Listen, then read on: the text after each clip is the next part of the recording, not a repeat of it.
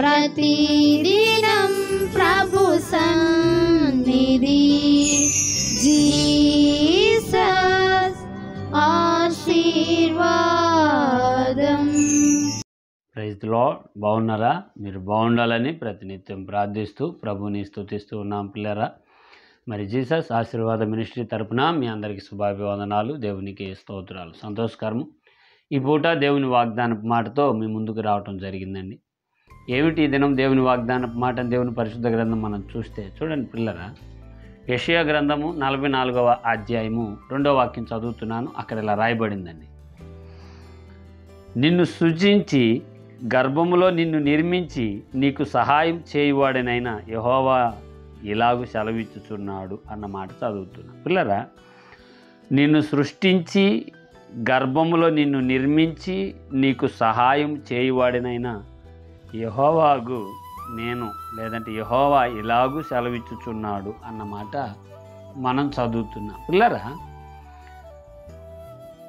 గర్భంలో నిన్ను కలుగు చేసి గర్భంలో నిన్ను నిర్మించి నీకు కావలసిన శరీర అవయవాలను సిద్ధపరిచి ఏవి ఎక్కడ అవసరమో, ఏవి ఎలా ఉండాలో చూడడానికి, నడవడానికి, మాట్లాడడానికి అన్నిటినీ అమర్చి సమకూర్చి సిద్ధపరిచి సహాయం చేశాడంట. ఎక్కడండి సహాయం చేసింది? భూమి మీద మనం ఆపదలో ఉన్నప్పుడా, కన్నీటితో ఉన్నప్పుడా? కాదు. తల్లి గర్భంలో రూపం ఏర్పడక మునిపే నీకు నాకు ప్రభు సహాయం చేశాడట. హల్లెలూయా. పిల్లరా, ఈ సహాయం ఎంత దూరం చేస్తూనే ఉన్నాడు ఒక దేవాతి దేవుడు ఒక మనిషికి అనేది మనం ఆలోచిస్తే ఈ పూట వాగ్దానంగా తల్లి గర్భంలో మొదలైంది తండ్రి దేవుని సహాయం మానవునికి. నాటి నుంచి మరణించి సమాధిలో పెట్టబడే దినం కూడా అక్కడ కూడా ప్రభు సహాయం మనకు ఉంది. దేవునికి స్తోత్ర. ఎందుకని అంటే ఆయన నిన్ను కలుగు చేసుకున్నాడు గనుక నీ కోసం పరలోకం భూలోకం మాట వినకపోతే పాతాళ లోకం కూడా కలుగు చేసినవాడు.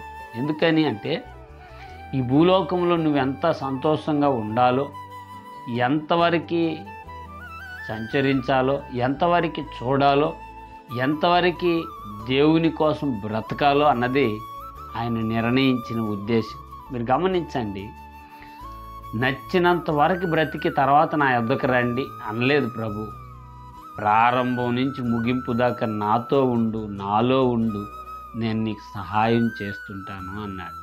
ఇక్కడ గర్భంలో మన ఆకారం ఎలా ఉంటుందో మనకు తెలియనప్పుడు, మన రూపకం ఏంటో మనకు అర్థం కానప్పుడే సహాయం చేస్తే, మీకు ఒక్క మాట చెప్పనీయండి పిల్లరా, మరి ఇప్పుడుండే నీ పరిస్థితులలో ప్రభు యేసుక్రీస్తు వారు నీకు సహాయం చేయడంటారా? మరొక మాట కూడా మీకు పరిచయం చేస్తానండి.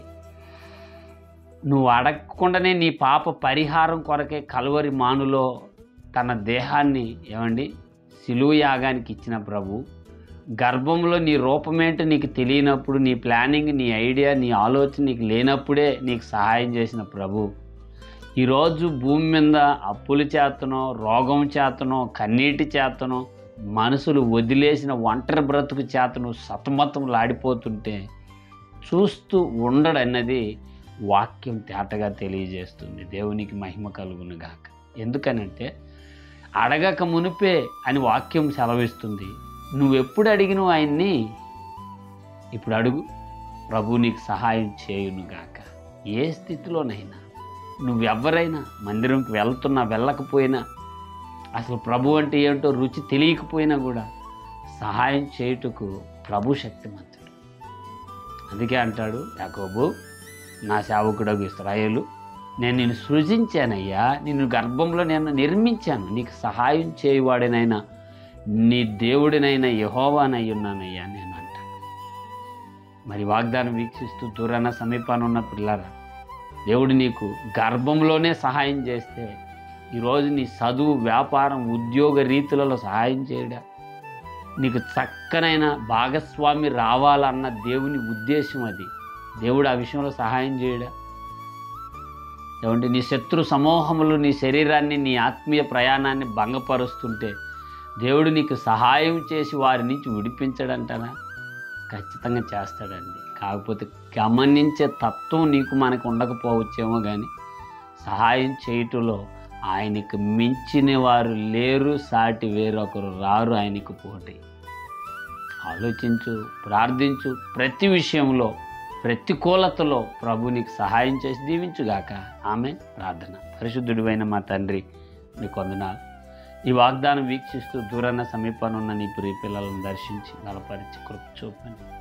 గర్భంలోనే సహాయం చేసావయ్యా, శారీరంగా ఉన్నప్పుడు చేయవా అని మీరు సెలవిచ్చారు. నిజమే, మీ సహాయం జీవితాంతం నరులుగా మేము పొంది వర్ధిల్లే భాగ్యం ఈ వాగ్దానం వీక్షిస్తున్న నీ ప్రియ పిల్లలందరికీ ప్రసాదించి మీరు మహిమ పొందమని జీవాధిపతి అయిన యేసు నామములో ప్రార్థన చేయుచున్నాను తండ్రి.